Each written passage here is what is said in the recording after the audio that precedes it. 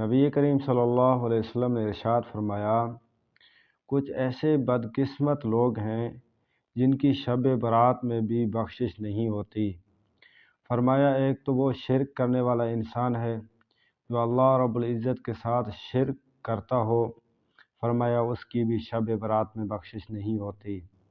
اور دوسرا فرمایا وہ شخص جو ناحق قتل کرتا ہو تو اس کی بھی بخشش نہیں ہوتی۔ اور ایک شخص وہ ہے جو تکبر کرتے ہوئے شلوار کو ٹخنوں سے نیچے لٹکاتا ہو، فرمایا اس شخص کی بھی بخشش نہیں ہوتی۔ اور والدین کے نافرمان اس شخص کی بھی بخشش نہیں ہوتی۔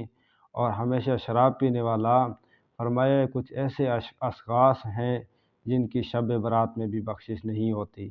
اور ایک شخص وہ ہے جو مسلمانوں کے بارے میں کینہ اور حسد رکھتا ہو، فرمایا یہ ایک ایسا گناہ ہے کہ اس شخص کی بھی بخشش نہیں ہوتی شب برات میں بھی۔ تو معزز سامعین کرام، سوچنے کی بات ہے کہ ایک عام مسلمانوں کے بارے میں کینہ اور حسد رکھنے سے شب برات میں بھی بخشش نہیں ہوتی۔ اگر ایک شخص صحابہ کرام رضوان اللہ علیہم اجمعین جیسی ہستیوں پر بغض، کینہ اور حسد رکھتا ہو تو اس کا قیامت کے دن کیا حشر ہوگا۔